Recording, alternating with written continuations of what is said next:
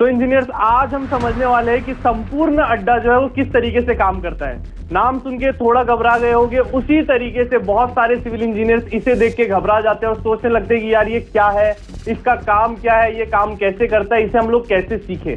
क्या इसे सिर्फ जो है वो एक्सपीरियंस लोग ही यूज कर सकते हैं या फिर इसे सिर्फ सर्वेयर ही यूज कर सकते हैं, सिविल इंजीनियर्स का काम नहीं है। तो ये सोचना बिल्कुल गलत है। इसलिए ही आज मैं आप लोगों के लिए एक वीडियो लेके आया हूं जिसमें आज मैं बताऊंगा कि टोटल स्टेशन कैसे काम करता है और इसका काम कौन कौन करवा सकता है हमारी कंस्ट्रक्शन साइट पर। सब्सक्राइब कीजिए सिविल गुरुजी चैनल को और बेल आइकन को दबाइए लेटेस्ट वीडियो सबसे पहले देखने के लिए। तो सिविल इंजीनियर, जैसे मैंने आप लोगों को बताया कि आज हम बात करने वाले हैं कि हाउ टोटल स्टेशन वर्क। और टोटल स्टेशन तो अभी आया है, इसके पहले भी जो है वो सर्वेइंग की मेथड जो है एंशिएंट टाइम से चलती आ रही है। तो आज हम समझने वाले हैं कि टोटल स्टेशन काम कैसे करता है और इसके पहले इसका काम कौन करता था। सबसे पहले मैं बात करूं कि जो आप लोगों ने कॉलेज में भी देखा होगा थेडोलाइट, जो सिर्फ आपके लैब्स में रखा होगा, एक कोने में धूल खाता हुआ, और आपको शायद ही उसे हाथ लगाने दिया गया होगा। और अगर उसी की बात करूं तो आपके कॉलेज में टोटल स्टेशन भी होगा या फिर बहुत से कॉलेजेस में नहीं भी होगा, लेकिन ये आज की डेट में इसकी रिक्वायरमेंट है। ये पूरी तरीके से इसके नाम की तरह लुप्त हो चुका है, इसका कोई अभी यूज हम लोग नहीं कर रहे हैं। क्यों? क्योंकि हमारे पास जो है अब टोटल स्टेशन आ चुका है और इससे जो है हम लोग एंगल भी मेजर कर सकते हैं, साथ ही में डिस्टेंस भी मेजर कर सकते हैं, वर्टिकल हाइट मेजर कर सकते हैं, कोई भी कोऑर्डिनेट जो है वो जीपीएस के द्वारा लाके हमारे अर्थ सरफेस के ऊपर मार्किंग कर सकते हैं। तो अब जो है इसका यूज खत्म हो गया। लेकिन ये क्या था? इससे भी हम लोग जो है हॉरिजॉन्टल डिस्टेंस निकाल सकते थे, लेकिन with the help of angles की मदद से। तो इसके बाद ये पूरी तरीके से इलेक्ट्रोमैग्नेटिक हो गया, मतलब कि ये बन गया हमारा ईडीएम, इलेक्ट्रॉनिक डिस्टेंस मेजरमेंट। ये बन चुका है ईडीएम। अगर ईडीएम नाम सुनो तो भी कंफ्यूज नहीं होना है, ईडीएम की भी अगर बात हो रही है तो भी टोटल स्टेशन की ही बात हो रही है यहाँ पर। और इसी के साथ साथ आप लोग के लिए गुड न्यूज की अब 15,000 इंजीनियर्स जो है वो कॉप लाइफ टाइम ले सकते हैं। उसी के साथ साथ जो हमारे पुराने इंजीनियर्स थे जो ट्रेनिंग ले रहे थे, उनके लिए भी एक ऑफर है कि अगर हमारे जो इंजीनियर्स हैं वो पहले से प्रोफेशनल कॉप्स ले रहे थे 1 साल की वैलिडिटी के साथ, या फिर वो बिल्डिंग प्रैक्टिकल ट्रेनिंग कर रहे थे, या फिर वो हाईवे कंस्ट्रक्शन की ट्रेनिंग कर रहे थे, या फिर वो आर्किटेक्चरल ट्रेनिंग कर रहे थे, या उसी के साथ साथ वो कॉर्पोरेट ट्रेनिंग, उन्होंने सीटीसी लिया हुआ था, या फिर अगर मैं बात करूं उन्होंने गुरुजी का खजाना लिया हुआ था, तो वो भी कन्वर्ट कर सकते हैं अपना जो कोर्स है उसे लाइफ टाइम प्रोफेशनल्स में। कैसे? कि वो जो हमारा लाइफ टाइम कॉप्स है उसकी प्राइस है 14,847 रुपए, वो माइनस हो जाएंगी आप लोगों ने जो कोर्सेस लिए थे उससे। जैसे कि अगर आप लोगों ने गुरुजी का खजाना लिया हुआ था जिसकी प्राइस थी उस वक्त 13,000 रुपए, तो वो पूरी की पूरी प्राइस जो है वो माइनस हो जाएगी और सिर्फ पे करना पड़ेगा 1,847 रुपए।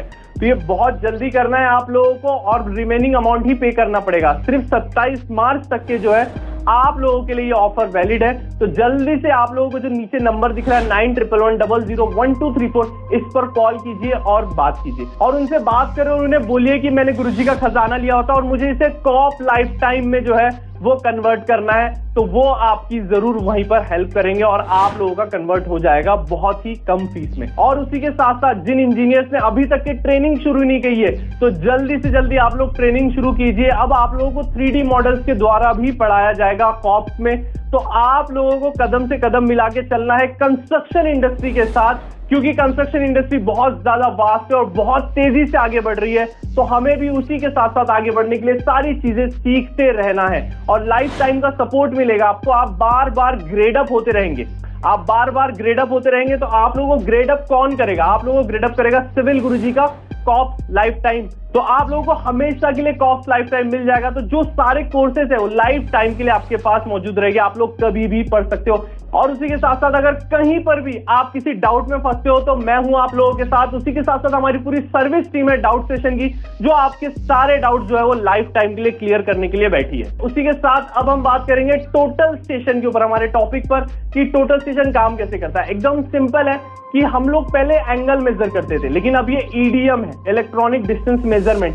तो इसमें से रेज निकलती है, जैसे आप लोगों को यहाँ पर दिख रहा होगा, एक रेज यहाँ पर गई और उसके बाद रिफ्लेक्टर से इसके पास वापस आई। तो इसमें जो है यहाँ पर डिस्टेंस मेजर हो जाता है। लेकिन अभी मुझे लग रहा है कि आप लोगों को समझ में नहीं आया होगा, तो थोड़ा और अच्छे से समझने के लिए यहीं पर टोटल स्टेशन को ले आते हैं। तो अब टोटल स्टेशन हमारे पास आ चुका है। तो अब समझते हैं कि कैसे ये डिस्टेंस मेजर करता है। उसी के साथ साथ कोऑर्डिनेट डिस्टेंस मेजरमेंट से ही आते हैं। यहाँ पर जो है आप लोगों को एक ऑप्टिकल लेंस नजर आ रही होगी, यहाँ से लेजर निकलती है, वो रिफ्लेक्टर पर जाती है और लेजर जो है वो रिफ्लेक्टर से रिफ्लेक्ट होके वापस जाती है। तो जैसे मैंने आप लोगों को बताया कि जो पहली रेज गई वो हमारी T1 हो गई और रिफ्लेक्ट होने के बाद जो दूसरी रेज आई वो हो गई हमारी T2। तो जैसे मैंने आप लोगों को रेज के बारे में बताया, ये ईडीएम है हमारा, ईडीएम ही हमारा टोटल स्टेशन है। इससे जब हम लोगों ने रीडिंग ली तो ये पहली रे गई रिफ्लेक्टर के पास, वापस आई ट्रैवल करके ईडीएम में, तब जो है हमारे कोऑर्डिनेट्स जनरेट हो जाते हैं। मतलब कि 2 बार जो है वो टाइम ने ट्रैवल किया इसमें। तो अब ये क्या हो गया हमारा, इसी वजह से T1 और ये जो दूसरा है हमारा, जो दूसरी रेस वापस आई वो हो गया हमारा T2। अब आप लोगों ने डिस्टेंस, हम लोगों को क्या निकालना है, डिस्टेंस निकालना है। तो अब आप लोगों ने बचपन से जो है एक फॉर्मूला याद करते आ रहा है जो कि डिस्टेंस का है। तो डिस्टेंस का जो हमारा फॉर्मूला है आप लोग जानते हो कि टाइम इंटू क्या है, speed of light. Time into speed of light distance का फॉर्मूला है अगर हमें निकालना है। तो अब डिस्टेंस निकालना है तो time into speed of light हो गया। टाइम कितने हैं आपके पास, टाइम आपके पास 2 है। कौन से T1 है और T2 है। तो कैसे फॉर्मूला कैसे बनेगा, सबसे पहले तो 2 बार हो रहा है तो यहां पर हो जाएगा 2ID, 2 बार डिस्टेंस, 2 बार ट्रैवल किए तो डबल डिस्टेंस हो गया। अब यहाँ पे T2 माइनस T1 हो जाएगा, T2 माइनस T1 हो जाएगा। अब इसे इनटू करना पड़ेगा हमें किससे, स्पीड ऑफ लाइट से। जैसे मैंने यहाँ पर आप लोगों को लिखा हुआ भी अच्छे से समझने के लिए, ये देखिए यहाँ पे T2 माइनस T1 हो गया इंटू स्पीड ऑफ लाइट हो गई। अब ये तो जो हमारा 2 है ये क्या हो जाएगा, अपॉन में चले जाएगा। तो ये अपॉन में जाने के बाद एक पूरा फॉर्मूला बन के आ जाएगा, जिस तरीके से जो है टोटल स्टेशन मैथमेटिकली इसी पर काम करता है। अब आप लोगों के दिमाग में एक सवाल आ रहा होगा कि सर ये T1 और ये T2 है क्या। जैसे मैंने आप लोगों को बताया कि ये जो डिस्टेंस ट्रैवल किया इन्होंने, स्पीड ऑफ लाइट है, ये यहां से इन लोगों ने यहां ट्रैवल किया और फिर यहां से यहां ट्रैवल किया है। 2 बार टाइम ने ट्रैवल किया है। जो हमारी रेस थी, स्पीड ऑफ लाइट थी, इन्होंने 2 बार ट्रैवल किया है।